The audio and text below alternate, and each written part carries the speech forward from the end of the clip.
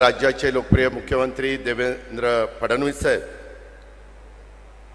उपमुख्यमंत्री माननीय एकनाथराव शिंदे साहेब, आपल्या अहिल्यानगरचे पालकमंत्री आणि मंत्रिमंडळातील आमचे सहकारी राधाकृष्ण विखे पाटील साहेब, गिरीश महाजनजी, आवर्जून आजच्या कार्यक्रमाला उपस्थित असणारे आमचे केंद्रीय राज्यमंत्री मुरलीधर मोहोळजी,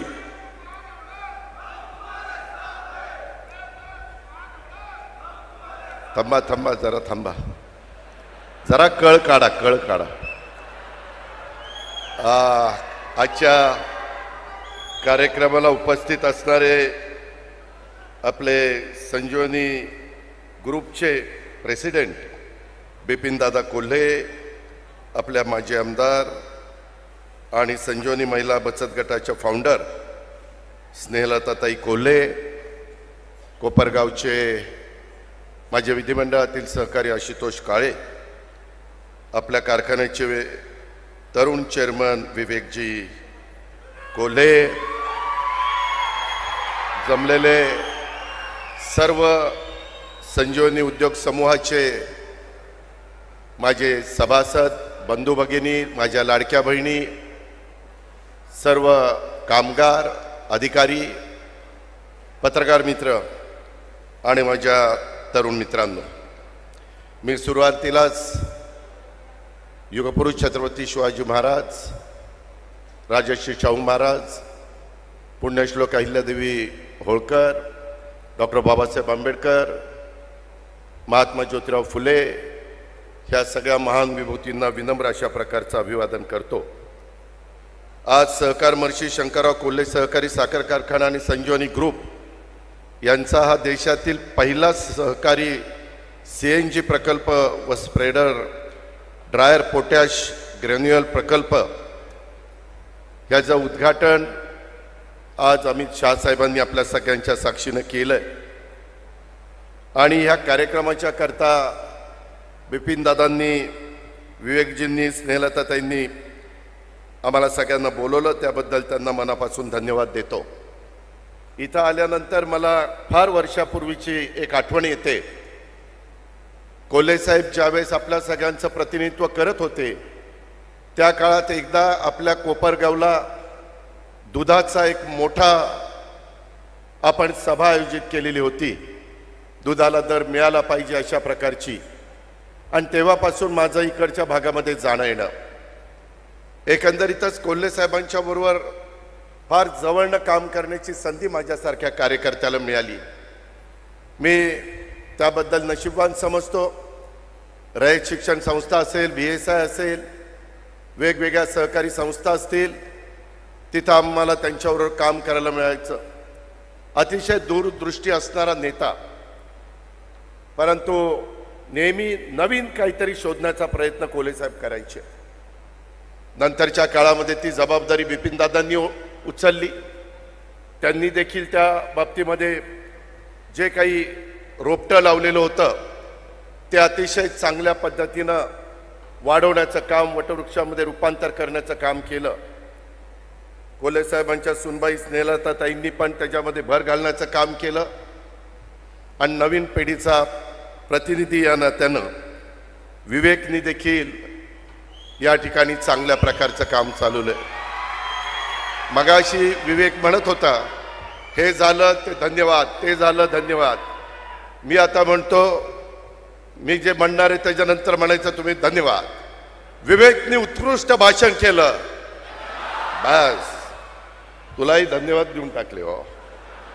मित्रांनो, गमतीचा भाग जाऊ द्या, परंतु आजचा दिवस कोपरगाव आणि परिसरातील नागरिकांच्या दृष्टीने एक ऐतिहासिक आणि सुवर्ण अक्षरांनी नोंद घेतली जाईल अशा प्रकारचा हा दिवस आहे। राज्यातील सहकार चळवळीतला खूप मोठा इतिहास आणि ग्रामीण अर्थव्यवस्थेला खऱ्या अर्थाने चालना देण्याचं काम या चळवळीनं केलं। ज्यांनी कुणी ह्या देशामध्ये सहकारी चळवळ आणि आपल्या राज्यामध्ये विशेषतः वाढवण्याचं काम केलं, दूरची दृष्टी दाखवली, नुसता ऊसापासून साखर न बनवता जेवढे काही बाय प्रोडक्ट करता येतील त्यामध्ये जर सर्वात जास्त सहकारी तत्वावर कुणी बाय प्रॉडक्ट केले असतील तर ते सहकार महर्षी शंकरराव कोल्हे साहेबांच्या ह्या सहकारी साखर कारखान्याने केली। नेहमी काही ना काही नवीन विचार, मला त्यांच्यावर परदेशात पण जाण्याची संधी मिळाली, नेहमी काही ना काही ते आम्हाला सांगण्याचा प्रयत्न करायचे। राज्यातील ह्या एकंदरीत जिल्ह्याला पण एक वेगळ्या प्रकारचा इतिहास आहे। अहिल्यानगर कोपरगाव हे सहकार क्षेत्रातील एक महत्त्वाचं केंद्र म्हणून त्या ठिकाणी ओळखलं जातं। या भागाने फक्त साखरेमध्ये क्रांती केली नाही तर दुधामध्ये देखील क्रांती घडवली। आज पर्यावरण स्नेही तंत्रज्ञान आणि शेतकरी कल्याण यावर भर देत सहकार महर्षी शंकरराव कोल्हे सहकारी साखर कारखान्याने आपली एक वेगळी ओळख केलेली आहे। मला देशाचे गृहमंत्री आणि सहकार मंत्र्यांच्या साक्षीने सांगायचं आहे, आम्ही यावेळेस एकनाथराव शिंदे, देवेंद्रजी, आम्ही सगळे महायुतीचं काम करत होतो। अनेक ठिकाणी ताकदीचे लोक होती, परंतु काही ठिकाणी काहींना दोघं असल्यामुळे थांबावं लागलं। आणि यावेळेस ज्यावेळेस कोपरगावच्या बद्दल ती जागा आमच्याकडे आली, आम्ही आशुतोषला उमेदवारी दिली, त्यावेळेस कुठलाही मनामध्ये किंतु न ठेवता संजीवनी ग्रुपनी मनापासून महायुतीचं काम केलं। त्याबद्दल तुम्हाला सगळ्यांना लाख लाख धन्यवाद देतो, तुमचे लाख लाख आभार मानतो। आत्ताच येताना आम्हाला अमित शाह साहेब विचारत होते, मी एवढीच हिंट तुम्हाला देतो, तुमच्या मनामध्ये जे आहे ते शाह साहेबांच्याही मनामध्ये आहे, एवढंच मी सांगतो, त्याच्यापेक्षा जास्त त्याबद्दल काही बोलत नाही। मित्रांनो, या प्रकल्पातनं दररोज 12 टन CNG निर्मिती होणार आहे आणि तो थेट पेट्रोलियम कंपन्यांना विक्रीसाठी उपलब्ध होणार आहे। त्यामुळे कारखान्याच्या उत्पन्नात वाढ होणार आहे, आपल्या सभासदांना 2 पैसे जास्त भाव द्यायला मदत होणार आहे।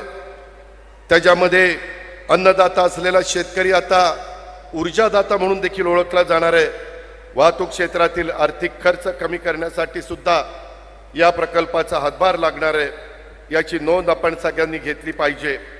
आणि कारखान्यातनं जे सांडपाणी आणि डिस्लरी पेंट वॉशमधून मिथेन वायू वेगळा करून शुद्ध स्वरूपातील CNG तयार करण्याची प्रक्रिया पर्यावरण संवर्धनासाठी आदर्श ठरेल, याबद्दल देखील मी विश्वास व्यक्त करतो। इथं इथेनॉल निर्मितीच्या नंतर उरणाऱ्या प्रेसमडपासून CNG तयार करून तो BPCLच्या माध्यमातून ग्राहकांच्यापर्यंत पोहोचवला जाणार आहे। 55 कोटी रुपये खर्च ह्या बाबतीमध्ये करण्यात आलेले आहेत आणि त्याच्यामध्ये आदरणीय अमित शाह साहेबांची फार मोठी मदत झालेली आहे। ह्याच्यामध्ये मोलेसेसपासून पोटॅश मिळून ते शेतकऱ्यांना परत देण्याची योजना देखील, त्यामुळं देशातील आयातीवरील अवलंबित्व कमी होणार आहे। आज आपल्याला मार्केटमध्ये पोटॅश मिळत असताना अडचण येते, परंतु आता तुम्ही तुमच्याच भागामध्ये स्वतःचा पोटॅश निर्माण करणार आहात। हा मल्टीफीड प्रकल्प असल्यानं फक्त ऊस नाही तर नेपियर गवत, कापसाचे अवशेष आणि वेगवेगळ्या प्रकारे नगरपालिकेतील सेंद्रिय कचरा यापासून सुद्धा कॉम्प्रेस बायोगॅसची निर्मिती होऊ शकते। त्यामुळे शेतकऱ्यांना आंतरपीक म्हणून अधिक उत्पन्नाचे पर्याय त्या ठिकाणी होऊ शकतात। असा खूप एक चांगला प्रकल्प हातामध्ये घेतलेला आहे। इतर देखील सहकारी साखर कारखाने त्याचं अनुकरण करतील। आम्हाला कालपासून आम्ही आदरणीय अमित शाह साहेबांच्या बरोबर ते सांगतायत की बाबा मी NCDC मधनं अशा प्रकारचे प्रकल्प उभे करण्याच्या करता मनापासून महाराष्ट्रातल्या सहकारी साखर कारखानदारीला सहकार्य करायला तयार आहे। त्याचा पुरेपूर फायदा आपण सगळेजण उचलूया। सध्या पूरग्रस्तांच्या बद्दल देखील महाराष्ट्रामध्ये एक वेगळं वातावरण झालेलं आहे। संपूर्ण महायुतीचं सरकार पूरग्रस्तांच्या पाठीशी आहे, तिथं कुठेही निधीची कसलीही कमतरता भासू देणार नाही। कुठल्याही परिस्थितीत आपल्या महाराष्ट्रातल्या बळीराजाला, शेतकऱ्याला वाऱ्यावर सोडणार नाही। शासन शेतकऱ्यांच्या आपदग्रस्त पाठीशी ठामपणे उभं आहे। महाराष्ट्राला मोठ्या मदतीची गरज आहे। आदरणीय देवेंद्र फडणवीस साहेबांनी दिल्लीला जाऊन पंतप्रधानांना भेटून त्यांच्याशी चर्चा केलेली आहे। कालपासून आम्ही अमित शाह साहेबांशी बोलतोय, त्यांनी पण त्याच्यामध्ये मार्ग काढायचा सकारात्मक अशा प्रकारे भूमिका घेतलेली आहे। नेहमीच महायुती सरकारला, NDAच्या सरकारने, देशाचे पंतप्रधान नरेंद्र मोदी साहेबांच्या सरकारने भरभरून देण्याचा प्रयत्न केलेला आहे.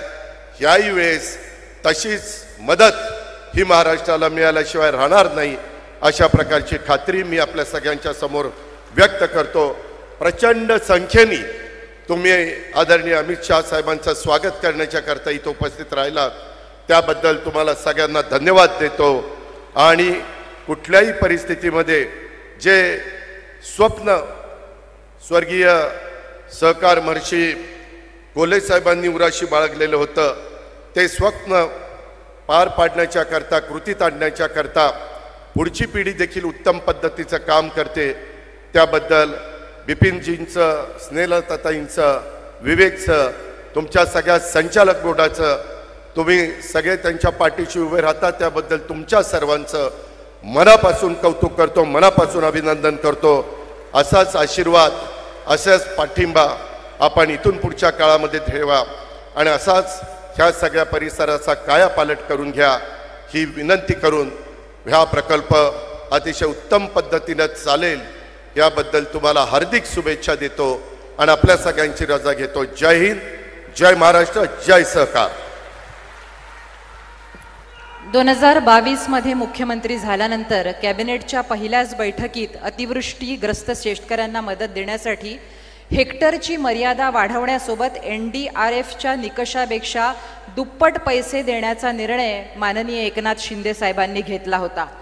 ठाणे मुंबई सारख्या शहरी पट्ट्यात असूनही ग्रामीण अर्थकारण आणि सहकाराचं महत्त्व जाणणारा नेता म्हणून एकनाथजींकडे बघितलं जातं. मी विनंती करते त्यांनी आपलं मनोगत व्यक्त करावं.